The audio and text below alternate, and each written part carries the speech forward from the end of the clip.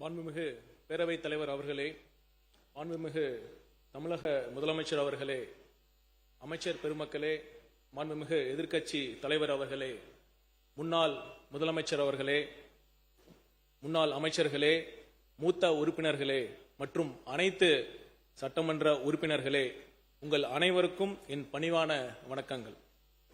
இந்த பேரவையில் இன்று விவாதிக்கப்படும் பொருள் ஒரு தேர்வு முறையை பற்றியது மட்டுமல்ல, தமிழ்நாட்டின் சமூக நீதி, மாணவர்களின் எதிர்காலம், கல்வி சமத்துவம், மாநில உரிமை மற்றும் இந்திய கூட்டாட்சி தத்துவத்துடன் தொடர்புடைய மிக முக்கிய பிரச்சனையாகும். மருத்துவ கல்வி என்பது வெறும் தொழில்முறை கல்வி மட்டுமல்ல, அது மனித உயிர்களை காப்பாற்றும் உன்னத பணிக்கான கல்வியாகும். அந்த கல்விக்கான வாய்ப்பு பொருளாதார வசதி உள்ளவர்களுக்கு மட்டுமல்லாமல் திறமையும் அர்ப்பணிப்பும் கொண்ட ஒவ்வொரு மாணவருக்கும் சமமாக கிடைக்க வேண்டும் என்பதே தமிழ்நாடு அரசின் நிலைப்பாடாகும்.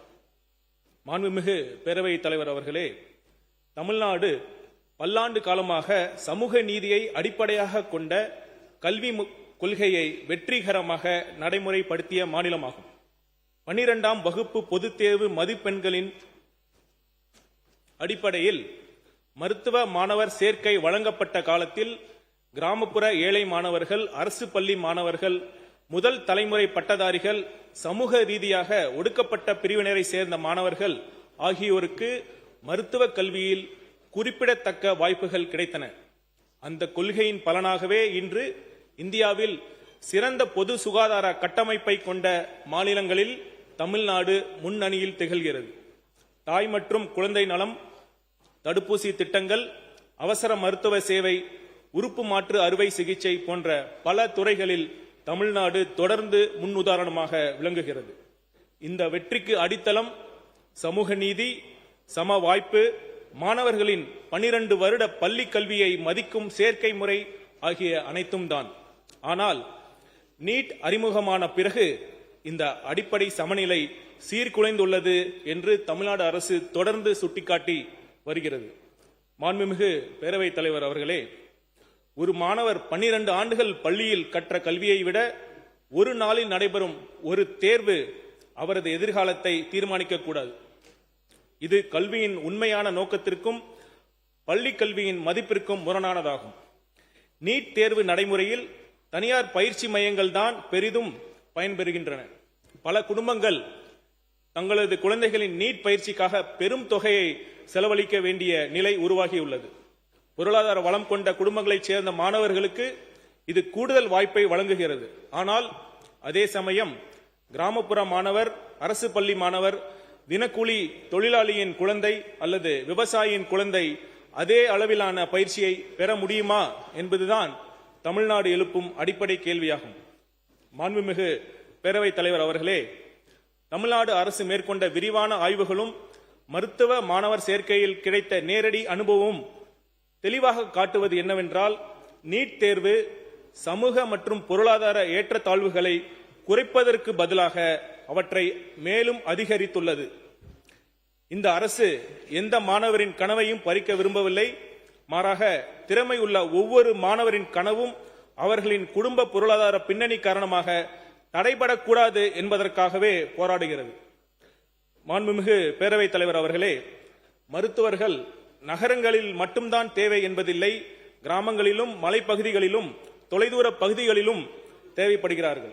கிராமப்புறத்தை சேர்ந்த மாணவர்கள் மருத்துவ கல்வி பெற்று மீண்டும் தங்கள் சமூகத்திற்கே சேவை செய்வதுதான் தமிழ்நாட்டின் சுகாதார அமைப்பின் வலிமையாக இருந்துள்ளது. அந்த சங்கிலி பலவீனமடையக்கூடாது என்பதே இந்த அரசின் கவலையாகும். மாண்புமிகு பேரவைத் தலைவர் அவர்களே, இந்த நீட் பிரச்சனை கல்வியுடன் மட்டுமல்ல, கூட்டாட்சியுடனும் தொடர்புடையது. நம் இந்திய அரசியலமைப்பு சட்டம் மாநிலங்களுக்கு அவர்களின் தேவைகளுக்கு ஏற்ப கல்விக் கொள்கைகளை வடிவமைக்கும் பொறுப்பையும் உரிமையையும் வழங்கியுள்ளது. தமிழ்நாட்டின் வரலாறு, சமூக அமைப்பு, கல்வி முன்னேற்றம் மற்றும் மருத்துவ தேவைகள் ஆகியவை நாட்டின் பல பகுதிகளில் இருந்து மாறுபட்டவை. எனவே ஒரே மாதிரியான கொள்கை எல்லா மாநிலங்களுக்கும் சமமான விளைவுகளை ஏற்படுத்தும் என்று கருத முடியாது. தமிழ்நாடு ஒன்றிய தரநிலைக்கு எதிரானது அல்ல. தமிழ்நாடு வெளிப்படைத்தன்மைக்கு எதிரானது அல்ல. தமிழ்நாடு திறமைக்கு எதிரானது அல்ல. ஆனால் அதே சமயம் சமூக நீதியை பாதிக்கும், சம வாய்ப்பை குறைக்கும், மாநிலங்களின் தனித்துவத்தை புறக்கணிக்கும் எந்த ஒரு முயற்சியையும் எந்த ஒரு தேர்வையும் ஏற்க முடியாது என்பதே இந்த அரசின் நிலைப்பாடாகும். நீட் தேர்வுதான் தகுதிக்கான எல்லை என்றோ அளவீடு என்றோ யாரும் நினைக்கவே தேவையில்லை. நீட் தேர்வில் தேர்ச்சி பெற இயலவில்லை என்றால் அந்த மாணவர்கள் தகுதி குறைபாடு உள்ள மாணவர்கள் என்று அர்த்தம் கொள்ள தேவையில்லை. ஆனால் நீட் தேர்வில் தேர்ச்சி பெறாமல் போனால் அதை ஒரு குறைபாடாக கருதி மிகுந்த மன உளைச்சலுடன் ஆளாகும் சூழலும் நிலவுகிறது. சிலர் தங்களது உயிரை மாய்த்து கொண்ட துயர சம்பவங்கள் கூட தமிழகத்தில் நிகழ்ந்துள்ளன. மாண்புமிகு பேரவைத் தலைவர் அவர்களே, இந்த சட்டமன்றம் ஏற்கனவே பலமுறை நீட் விலக்கு கோரி தீர்மானங்களை நிறைவேற்றியுள்ளது. மருத்துவ மாணவர் சேர்க்கை தொடர்பாக மாநிலத்திற்கு விலக்கு வழங்க சட்ட முன்வடிவையும் நிறைவேற்றி அனுப்பியுள்ளது. அவை அனைத்தும் தமிழ்நாட்டு மக்களின் ஜனநாயக விருப்பத்தை பிரதிபலிப்பவை. இந்த பேரவையின் ஒருமித்த குரலை ஒன்றிய அரசு மதிக்க வேண்டும். மாநிலங்களின் உரிமையை மதிப்பதே கூட்டாட்சியின் அடிப்படை. தமிழ்நாட்டின் சமூக நீதி மரபையும் கல்வி முன்னேற்றத்தையும் மருத்துவ சேவை மாதிரியையும் பாதுகாக்க வேண்டியது காலத்தின் கட்டாயமாகும். நீட் தேர்விலிருந்து மாநிலத்திற்கு விலக்கு அளிக்கும் வகையில் தமிழ்நாடு இளநிலை மருத்துவ படிப்புகளுக்கான சேர்க்கை சட்டம் முன் வடிவை தமிழ்நாடு சட்டமன்ற பேரவை 2021 ஒருமனதாக நிறைவேற்றி இருந்தும் மேதகு குடியரசுத் தலைவர் அவர்களால் அச்சட்டம் முன்வடிவிற்கு ஏற்பிசைவு நிறுத்தி வைக்கப்பட்டுள்ளது. மாண்புமிகு பேரவைத் தலைவர் அவர்களே, 2026 மே 3 அன்று நடைபெற்ற நீட் தேர்வானது கேள்வித்தாள் கசிந்த குற்றச்சாட்டுகளுக்கு பிறகு ரத்து செய்யப்பட்டது. பின்னர் 2026 ஜூன் 21 அன்று மறுதேர்வு நடத்தப்பட்டது. கேள்வித்தாள் முன்கூட்டியே வெளியானதால் தேர்வின் நேர்மை மற்றும் நம்பிக்கை தன்மையை குறித்து நாடு முழுதும் கேள்விகள் எழுந்தன. அதனை தொடர்ந்த போராட்டத்தின் விளைவாக ஒன்றிய கல்வி அமைச்சர் தன் பதவியை ராஜினாமா செய்ததுடன் தேர்வு அமைப்பை முழுமையாக சீர்திருத்துவதற்கு புதிய பணிக்குழு ஒன்றும் ஒன்றிய அரசால் அமைக்கப்பட்டது.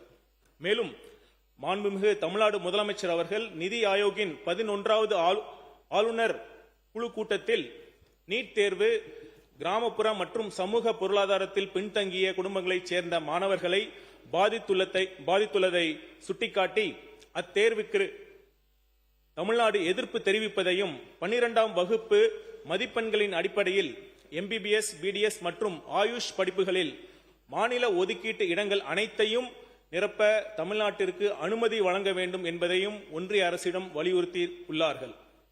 இவை அனைத்தையும் கருத்தில் கொண்டு சமூக நீதி மற்றும் சம வாய்ப்பை உறுதி செய்யும் வகையில் தேசிய மருத்துவ ஆணைய சட்டம் 2019, இந்திய மருத்துவ முறைகளுக்கான தேசிய ஆணைய சட்டம் 2020, ஹோமியோபதிக்கான தேசிய ஆணைய சட்டம் 2020 மற்றும் தொடர்புடைய பிற மைய சட்டங்களில் தேவையான திருத்தங்களை மேற்கொண்டு நீட் நுழைவு தேர்வு முறையை ரத்து செய்து 12ஆம் வகுப்பு பொது தேர்வு மதிப்பெண்களின் அடிப்படையில் மாநில அரசே மருத்துவ மாணவ சேர்க்கையை நடத்தி கொள்ள வழிவகை செய்ய வேண்டும்.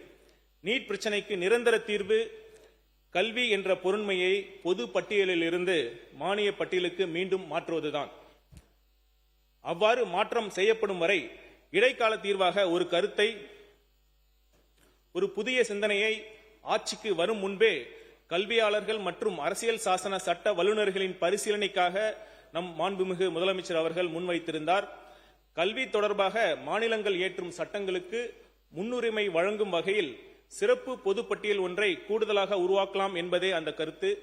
ஒரு ஆக்கப்பூர்வமான மற்றும் ஆரோக்கியமான விவாதம் நடந்தால் நிச்சயம் வழி பிறக்கும் என்பதே நம் முதல்வரின் எண்ணம். மாண்புமிகு பேரவைத் தலைவர் அவர்களே, இன்று நாம் கொண்டு வரும் தீர்மானத்தின் மூலம் வைக்கப்படும் கோரிக்கை அரசியல் சார்ந்த கோரிக்கை அல்ல. இது தமிழ்நாட்டின் மாணவர்களின் எதிர்காலம் குறித்த கோரிக்கை. இது சமூக நீதி குறித்த கோரிக்கை. இது அரசியலமைப்பின் கூட்டாட்சி தத்துவத்தை பாதுகாக்கும் கோரிக்கை. இது ஒவ்வொரு திறமையான மாணவருக்கும் சமமான வாய்ப்பை வழங்க வேண்டும் என்ற மனிதநேய கோரிக்கை. இதனை அடிப்படையாக கொண்ட தீர்மானத்தை இப்பொழுது நான் முன்மொழிவதில் ஒரு மருத்துவராக, குறிப்பாக நீட் தேர்வு எழுதாமல் மாநில சேர்க்கை முறைப்படி மருத்துவ படிப்பில் சேர்ந்த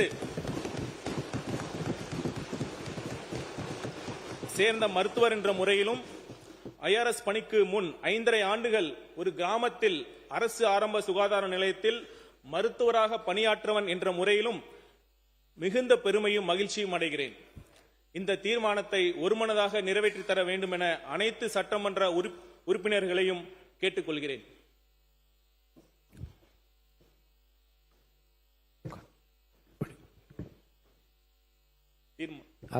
தீர்மானம். மாண்புமிகு பேரவைத் தலைவர் அவர்களே, தேசிய தகுதி மற்றும் நுழைவுத் தேர்வு முறை அதாவது நீட் சமூக நீதி, சமத்துவம் மற்றும் மாநிலங்களின் உரிமைகளுக்கு எதிரானது என்று தமிழ்நாடு அரசு தொடர்ந்து வலியுறுத்தி வருகிறது. தமிழ் வழியில் கல்வி பயிலும் மாணவர்கள், கிராமப்புற மற்றும் சமூக பொருளாதாரத்தில் பின்தங்கிய மாணவர்கள் ஆகியோரின் மருத்துவ கல்வி வாய்ப்புகளை இத்தேர்வு முறை பெரிதும் பாதிக்கிறது. நீட் தேர்வானது வரம்பின்றி அதிக அளவில் கட்டணம் வசூலிக்கும் பயிற்சி மையங்கள் பெருகுவதற்கு வழிவகுத்துள்ளது. மாணவர்களின் கவனத்தை பள்ளி பாடத்திட்டத்தை பயில்வதிலிருந்து திசை திருப்பி நீட் பயிற்சியில் மட்டுமே முழு கவனத்தை செலுத்த கட்டாயப்படுத்துகிறது. 12 ஆண்டுகள் பள்ளி கல்வியை புறந்தள்ளி ஒரு நாள் நுழைவுத் தேர்வே மாணவர்களின் உயர்கல்வியை தீர்மானிக்கும் நிலை ஏற்பட்டுள்ளது. நீட் தேர்விலிருந்து மாநிலத்திற்கு விலக்கு அளிக்கும் வகையில் 2021ஆம் ஆண்டு தமிழ்நாடு இளநிலை மருத்துவ படிப்புகளுக்கான சேர்க்கை சட்ட முன்வடிவை தமிழ்நாடு சட்டமன்ற பேரவை ஒருமனதாக நிறைவேற்றி இருந்தும் மேதகு குடியரசுத் தலைவர் அவர்களால் அச்சட்ட முன்வடிவிற்கு ஏற்பிசைவு நிறுத்தி வைக்கப்பட்டுள்ளது. தொடர் வினாத்தாள் கசிவுகள் மற்றும் முறைகேடுகளால் நீட் இளநிலை 2026 தேர்வு ரத்து செய்யப்பட்டு மறுதேர்வு நடத்தப்பட்ட நிலையில் லட்சக்கணக்கான மாணவர்களுக்கு சொல்லொன்னா துயரமும் இளம் மாணவர்கள் உயிரிழப்பும் ஏற்பட்டு நாடு முழுவதும் உள்ள மாணவர்களின் நம்பிக்கையை இத்தேர்வு முறை முற்றிலும் இழந்துள்ளது. எனவே இத்தேர்வு முறை அகற்றப்பட வேண்டும். நீட் தேர்வுகளில் தொடர்ந்து நிகழ்ந்து வரும் முறைகேடுகளை கருத்தில் கொண்டு நீட் நுழைவுத் தேர்வு முறையை ரத்து செய்யும் வகையில் 2019ஆம் ஆண்டு தேசிய மருத்துவ ஆவணச் சட்டம், 2020ஆம் ஆண்டு இந்திய மருத்துவ முறைகளுக்கான தேசிய ஆணைய சட்டம், 2020ஆம் ஆண்டு ஹோமியோபதிக்கான தேசிய ஆணைய சட்டம் மற்றும் தொடர்புடைய பிற மைய சட்டங்களில் தேவையான திருத்தங்களை ஒன்றிய அரசு மேற்கொள்ள வேண்டும் என்று தமிழ்நாடு சட்டமன்ற பேரவை ஒருமனதாக வலியுறுத்துகிறது. இதன் மூலம் மாணவர்கள் 12ஆம் வகுப்பு தேர்வில் பெறும் மதிப்பெண்களின் அடிப்படையில் மாநிலத்தில் மருத்துவ மாணவர் சேர்க்கையை மேற்கொள்ள இயலும் என்னும் தீர்மானத்தை மொழிகிறேன்.